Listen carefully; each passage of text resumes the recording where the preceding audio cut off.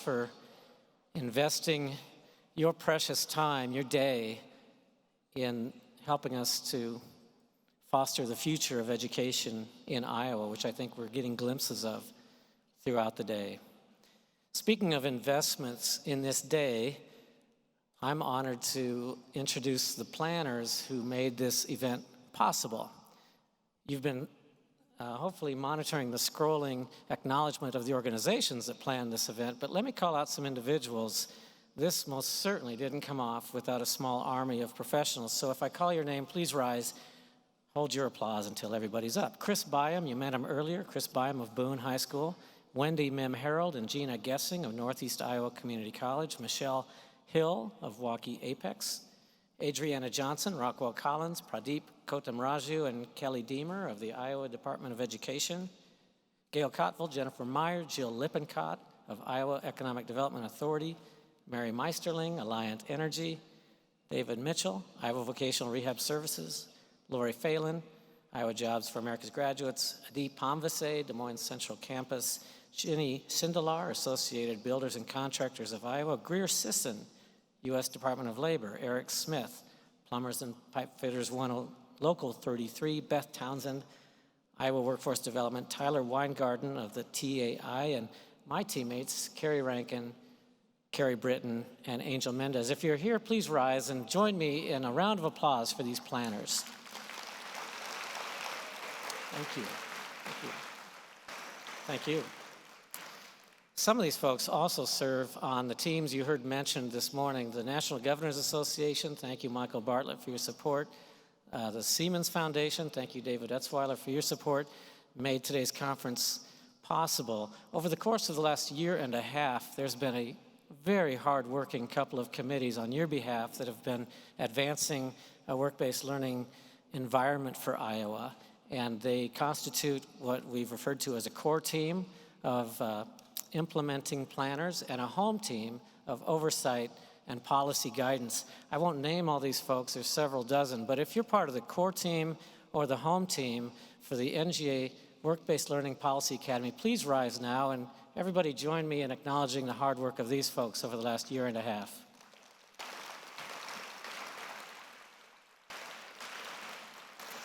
Thank you all very much. Your effort is coming to fruition today.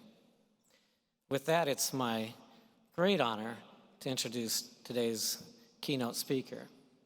Patricia, Pat Kampling, is the chairman, president, and CEO of Alliant Energy Corporation, a company that employs 3,978 employees to power the homes of over 1 million customers, probably us, thank you, across Iowa and Wisconsin, generating 31 million megawatts of hours of electricity every year.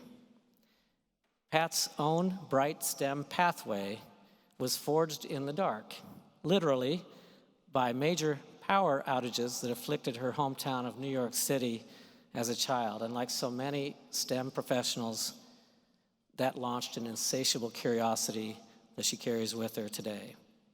It led to Pat attending Swarthmore College in Pennsylvania, where she earned bachelor's degrees in both engineering and economics. Then on to the University of Chicago, where Pat earned her MBA.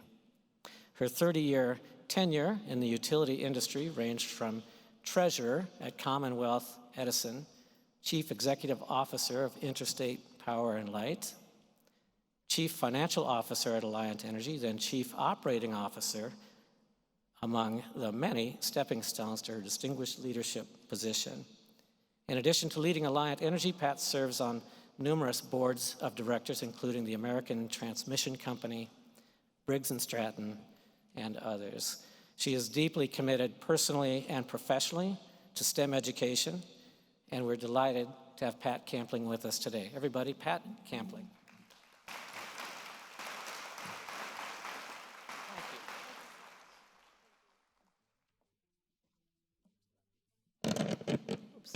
Can you see me now? Good afternoon, everybody. It is a real pleasure to be here with you today. And I'm going to go off script quite a bit today because so many of you have already delivered the messages that were so important for me to deliver So I'm going to go off script a little bit, maybe have a little more fun. But what I thought I'd do is just really tell you why I feel very passionate about STEM and how I really got involved in STEM from an early age, and what it means for my company and what I think it means for Iowa. But first, I've got to tell you that without Governor Reynolds' backing of this program for many, many years, this is making Iowa different. And I was talking to her earlier, when she mentions that this is important to her, it's important for the state, you all just line up and make sure it gets done. So I want to say congratulations to everybody in the room. This is not happening at many states. This is very unique in the state of Iowa, and you should be congratulated. So if I could congratulate everybody, including Governor Reynolds.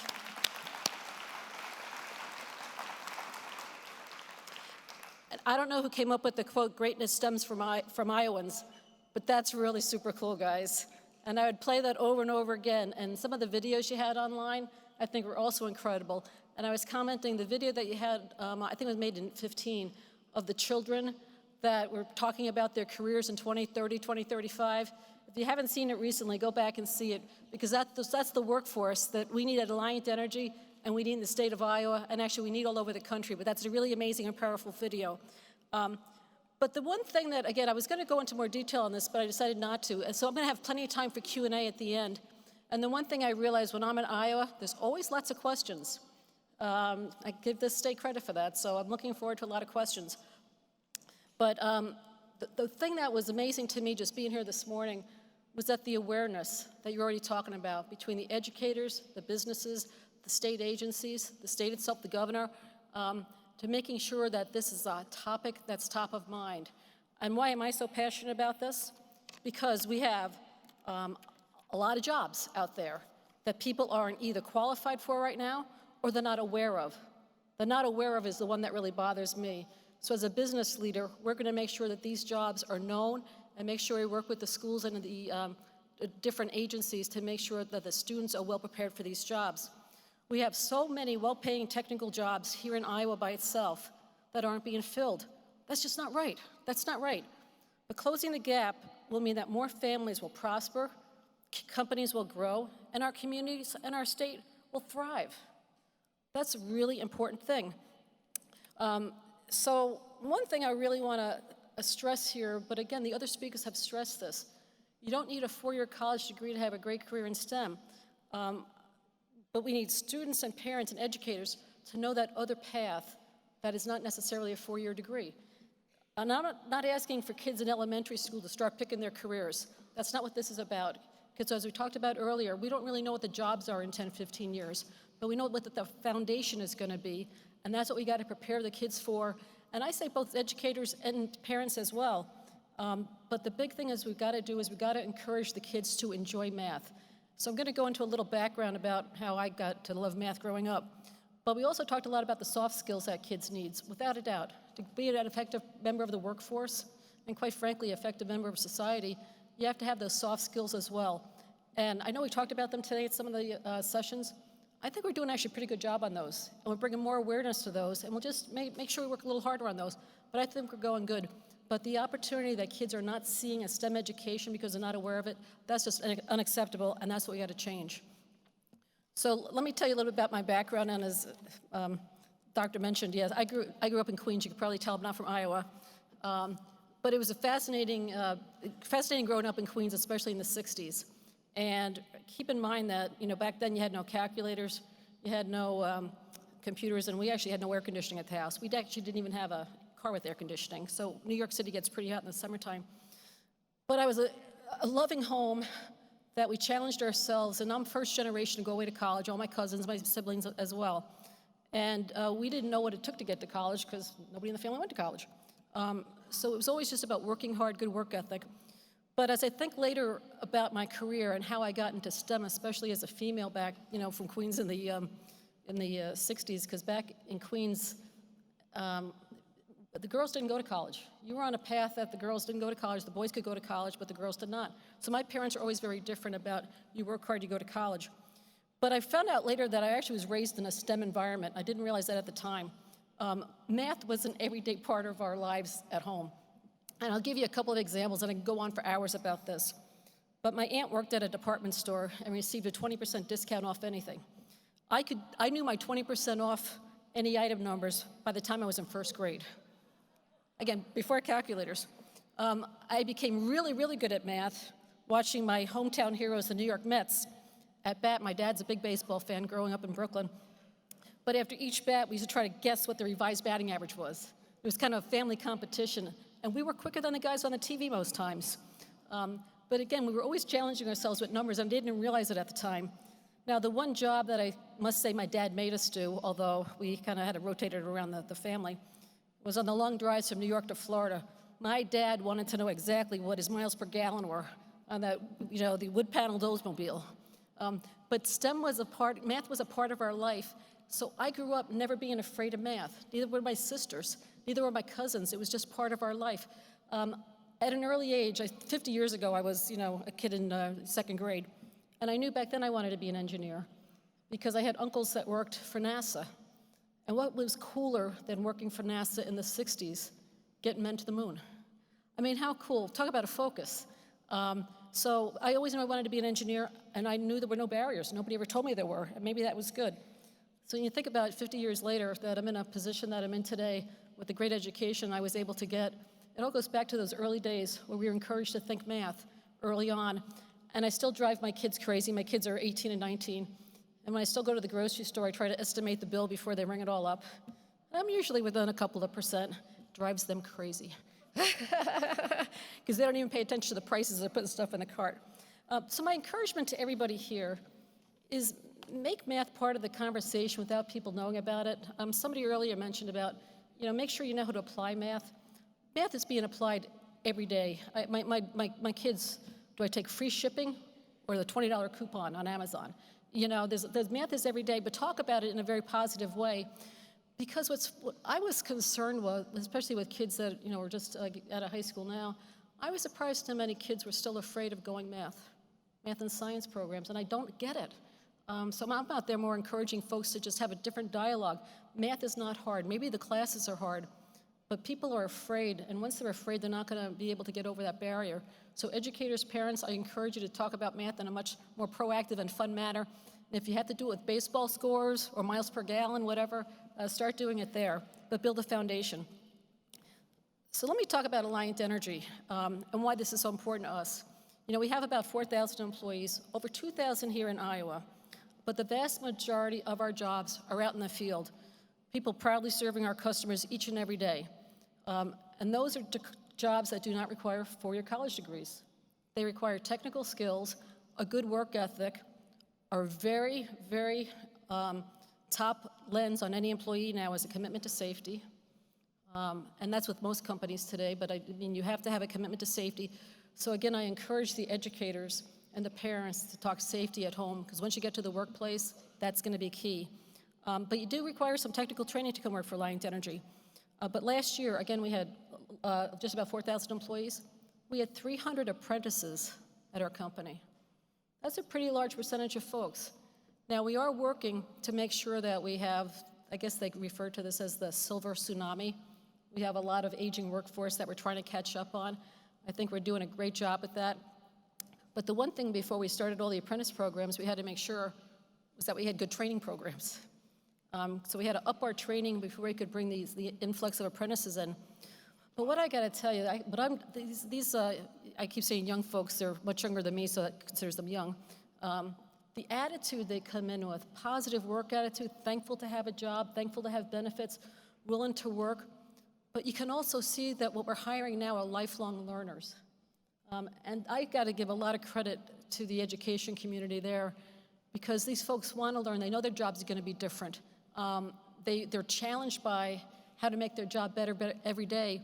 So it's really nice to see this great workforce. And all I can tell you is we need a lot more of them. We need a lot more of them. We also really increased our intern program, hiring summer interns, especially college students. We have over 77 interns this summer, mostly in engineering and IT. And we're hopeful we can bring these folks on full time when they graduate from undergrad. But the most important thing we're doing is really investing in STEM. So far this year, and what month are we in? Just June? We've already taken part in more than 60 STEM events this year alone. And thank you. And we're going to have more, and we want more. And that's why we're so encouraged when we see more events. And we're giving direct support to the technical colleges also. When we see that there's a gap and a need for a skill that maybe the schools aren't caught up with us yet, and I'll say wind technicians is a great example in Iowa. The way wind has been growing in Iowa, we need more and more wind technicians. Those are well-paying jobs. They're not the easiest jobs. You have to have a good attitude, but that's the jobs that we've been working with the tech colleges to say we need more help train, and you guys rise to the occasion, and you're doing it for us. So those are the things that we need to be as a business, bringing the business perspective, more proactive in identifying those needs years down the road, as opposed to coming and say we got 50 openings that we can't fill. So you have my commitment that, at least for my organization, that we're going to be looking down the road at those skills that we need down the road, and we can work together to actually fill these positions. But it's not just Alliant Energy positions that we care about. We care a lot about the positions of our customers. We have many major customers, across Iowa and Wisconsin that also have a skills gap with their employee workforce. So we're reaching out to them as well to make sure we can work together to bring ideas to the state, to the colleges. And again, Iowa's got a wonderful workforce development program here, but try to help centralize those conversations to make it easier. We talked earlier about making it easier to communicate. As businesses, we need to make it easier to communicate as well, to make this a more fluid discussion, but a timely discussion. So that's important to us as well. Having our customers be financially strong and having the workforce that they need is as important to me as having my company have the workforce that we need. And let me just make a comment about parents. And I had a whole long script on this, but I think I'm going to make it shorter because I think you get the message. There have been misconceptions about the work. The technical track, the non-four-year college degree track. But these jobs are well-paying jobs. They're very safe jobs. They maybe not be the jobs that people think about 50 years ago. Even physical. We have a lot of technology now that these jobs are a lot less physical than they were even, say, 10 years ago. Women can do any job at my company, any job. We got to get more of them to think that they can and show them the experience for that as well. They can do those jobs. And just to let you know, and I know a lot of you know this number, but a line apprentice at our company, so that's somebody that has a 2-year technical degree, good attitude on safety, the starting pay is $35 an hour while they're an apprentice. These are fantastic jobs. So help me spread the message to come work for Alliant Energy, please. My son is actually, he enlisted in the Marine Corps. He's 19, decided he was not going to go to college right away. He enlisted in the Marine Corps. And I was absolutely amazed the recruiting process in the military, the diversity in the military, the commitment these kids had about completing high school, staying clean, the whole things that we're saying, the same thing about our folks. But I see a table of military folks over there. Congratulations and thanks for your service. But the way they do it, for the experience of my son, is just absolutely amazing. So we just need to get a little better about how we tell our stories, especially the diversity that the military is able to attract, that at least in our industry, we're not able to attract it yet. But we will, with your help. And I just want to reinforce the importance of educators because you do have a huge influence on our children. You spend more time with our children than we do many times. And I like the way the classroom is changing to be more of a learning environment. It's not just a study environment. You understand people learn differently. I gave a little example at work last week just on my 20% off comment about my aunt that worked at Stern's department stores, was probably disappeared decades ago. So how do you calculate 20% off? And I said, I just take times it 0.8. Oh, I just times it by 0.2 minus 1. Oh, okay. I take 10% times 2, and then, so there's different ways of doing math, and we just have to allow our children to do math the way that their brain works. I was told by my teachers the whole time growing up that I think differently math-wise. I get that. I would probably fail my, some of these 4th grade math books right now because I don't do it that way. But kids do think differently, and that's what's great about teamwork, especially at the school levels. I think it's very exciting. I know it drove my kids crazy having team projects, but it's important at that age to see that kids think differently. And as employers, we need to know that we need to even train our folks maybe differently. They all can't be trained the same way. So we need a much more flexible system ourselves, but just accepting the fact that folks learn differently is a huge step. But that's where you can help us as well and keep reminding us how kids learn differently. And what works in the classroom for you, let it come over to the business and help it work for us. And the most important thing you can do is really this lifelong learning. Remind kids that things are going to change, but that foundation you get in math and science and English and social studies, but most importantly, critical thinking and being aware of your surroundings and the soft skills, that goes with any job, any job. And before I turn it over to Q&A, I want to tell you, this is a little self-serving why I want more employees in Iowa. I'll be totally transparent on that. But we have a great opportunity around Iowa, but the one I want to talk about is in Cedar Rapids. We recently announced that we are pulled together what we're calling the Big Cedar Industrial Center.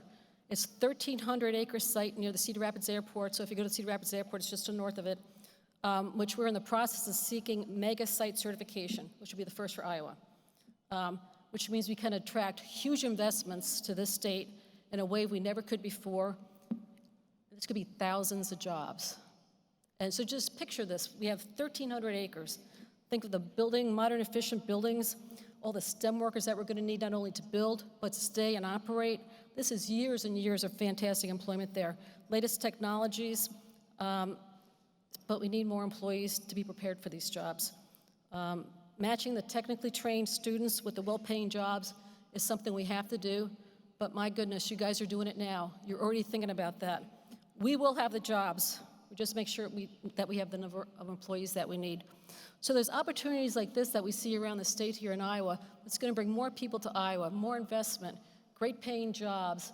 The state's just going to thrive. We've got the whole formula. We've just got to be focused and succeed on the workforce issues. We have to do that. And you know what? We're going to do it. I have total confidence. And at the end of the day, what's really important to me is seeing families prosper, companies growing, communities strong, and Iowa thriving. What could be better than that? So with that, I'm going to open up to Q&A. And again, I've heard, we're going to have microphones around? Three microphones? So please, I would ask, and it doesn't have to be STEM-related questions. Any questions you have, I'd be more than willing to answer them in the few minutes that we have. This is Iowa. I always have questions.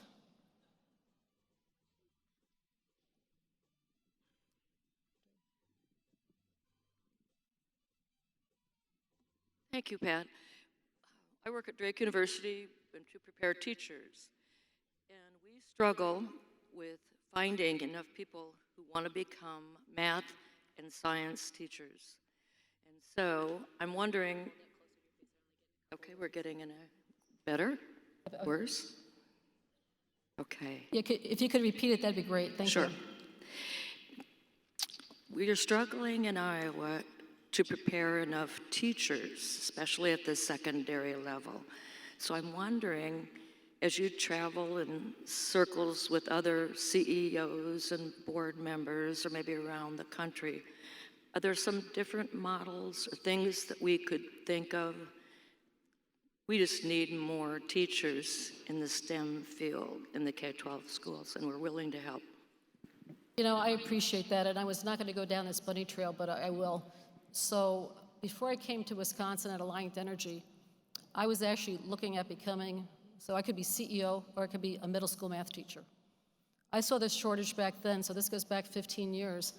And I thought, you know, maybe what I'll do is become a middle school math teacher. So where we need to bridge this gap is the education requirements that teachers need. You get somebody like me that has a lot of education, not teaching education, but I know the subject. And there's a lot of people like me that'd be more than willing to step into the education field, you know, especially, you know, at retirement. This isn't a permanent fix. This is a short-term fix. I was a little surprised last year. My daughter was in high school, and she finally goes, "Mom, I want a math tutor." And I said, "Oh, okay, no problem. We're in Madison. It's easy to get a math tutor from the university." So I put a job posting. I got amazing results. I only had one person that was actually getting their master's in, for education in math.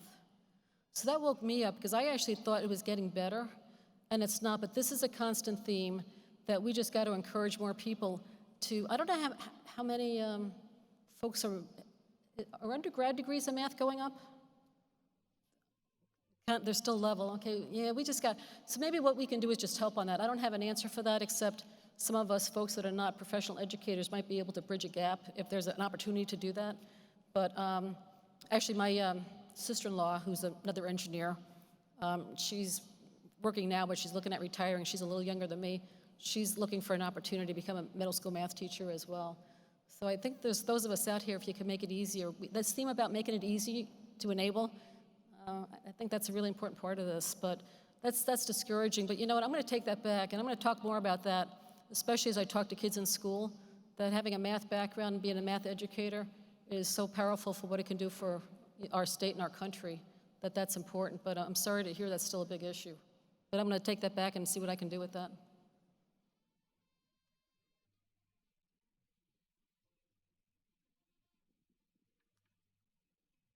I'm sorry, we got a question?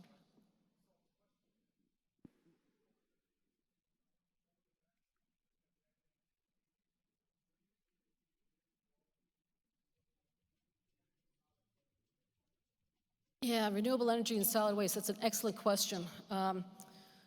So as you know, we're investing a lot in wind right now, and wind is especially, I don't know if you realize how good you have it here in the state, because you have the best wind resource with transmission already built in the state to get wind energy at a very high capacity factor to market. You're actually close. We still burn coal. We have to admit that we burn it in a very responsible manner, but we're close to Powder River Basin coal. We're all fully controlled in the state, so clean coal, and we also have natural gas pipelines here. So this state is the envy of most states when it comes to energy generation. And I say that over and over again. There's a chart, okay, I was telling my team earlier, I got my mechanical engineering magazine last night, so of course I read, that's the first thing I read, you know, because it's really fun. But I've been telling our investors, because they're like, well, why are you guys going on this gas and wind path? And I said, you're gonna see a day where our wind capacity factors, and that's what percentage of the time does it generate, is gonna be equal to our coal capacity factors, which means that's going down, and our gas capacity factors, which means they're going up. And the engineering magazine last night actually has this graph saying the three are ready to converge. What we have to figure out, though, is how to mix solar into this mix. Solar is still the more expensive piece of renewables, because again, in Iowa, wind is very economic because of the capacity factors. It's not as sunny as it is in most locations, but we're doing a lot of experiments now. We've got a few solar farms here in Iowa. We're doing a few more, doing the one in Dubuque that's under construction right now. We got a few in Wisconsin. We're trying to figure out the best solar technology for our climate, because there's many different technologies, panels. We have to figure it out. There's got to be an answer for that, how to get solar more integrated. As you see the cost coming down, so solar will become a more important piece. It's really hard to compete with wind in the state, but it's going to be more important. You asked about solid waste. One thing we're spending time on, and I can't believe a kid from Queens is talking about this stuff, but on animal waste. We know that's a big deal for our environmental parts of our states. We know it's a big deal to our governors and lieutenant governors, because we want to solve this waste issue, especially animal waste. So we're working on that as maybe another means of, you know, you can make electricity with it. We're trying to figure out how to make that economic. More to come on that one, but I'm pretty excited about that one because that's solving multiple problems. So one of the things we're trying to do as a utility is what are the problems in our communities that we can help solve? And how do we solve that with the resources that we have? And that's one of the ones that we have. Stuff like biomass for electricity, that just hasn't become very economic. It's better uses than other things, but I think we're sitting really great as a state here to work on the top three, figure out where solar works and figure out where biodigesters fit into the equation down the road, because we got to figure that out, and we're in the process of figuring it out. And battery storage. If that ever becomes economic, that's a game changer.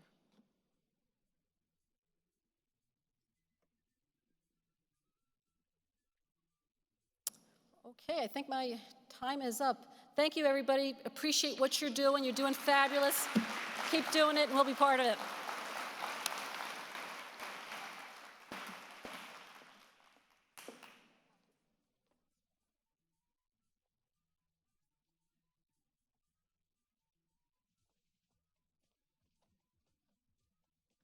Thank you, Pat. Thank you, Alliant Energy, inspiring energy sector partner for STEM.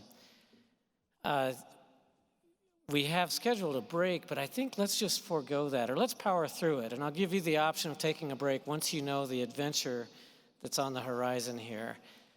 Your tour guide on this adventure, known as the Speed Showcase, is North Central Regional STEM Manager Paul Gibbons, who will lay it out to you. So get ready. Paul? All right, thanks, Jeff. Well, they've turned you over to the math teacher. All right, so thank you for your words. It's great to learn more about energy in Iowa. But right now is the time where we need to, you need to get out your handy-dandy program and look, and go to page 7. We're gonna need to get you, you're gonna need to get up and moving. That's gonna be very good because, you know, after lunch, that's what we need to do. Otherwise, we're gonna all start to fall asleep and need more caffeine. But if you go to page 7 is gonna be the layout of this room. We're moving into the phase of a speed showcase. We have 17 different partners that would like to share part of their story. Maybe you want to hear from somebody that presented earlier this morning and you weren't able to attend. You'll have an opportunity to listen to some of those folks here. Of course, the trick is that there's 17 of them, and you're only going to have time to see 6. Sorry, but you're going to have to choose. You know, father of 4, we're always making choices, right? You know, and you don't ask the 4 kids in the back of the car, you know, where do you want to go for lunch, because you get 4 answers, right? Okay, well, we're not in the car, we're not going to lunch. You're getting a chance to choose from this huge menu. After page 7, you've got, oh my goodness, all 17 of them. Oh wait, 18, I'm sorry, I miscounted. 17 is prime though, so you know, we kind of like that. But what I need you to do is I need you to stretch, get up, stretch a little bit. I need you to strategize. We need to give the people a chance to get up and get started. I've got a timer. What we're gonna do is we're gonna do 14-minute sessions. I'm gonna give you about a 2-minute warning as we're getting towards the end of a session so that people will be able to wrap things up. We'll give you a short passing period to go to your next one. But here, let's give everybody about, let's go with 6 minutes to get set up and everybody get up and stretch. Maybe you need another beverage. I think there was caramel corn over there, which I like. All right, so you've got 6 minutes to stretch, get ready, find your first spot. You need to find 6 of them, and then we'll get started.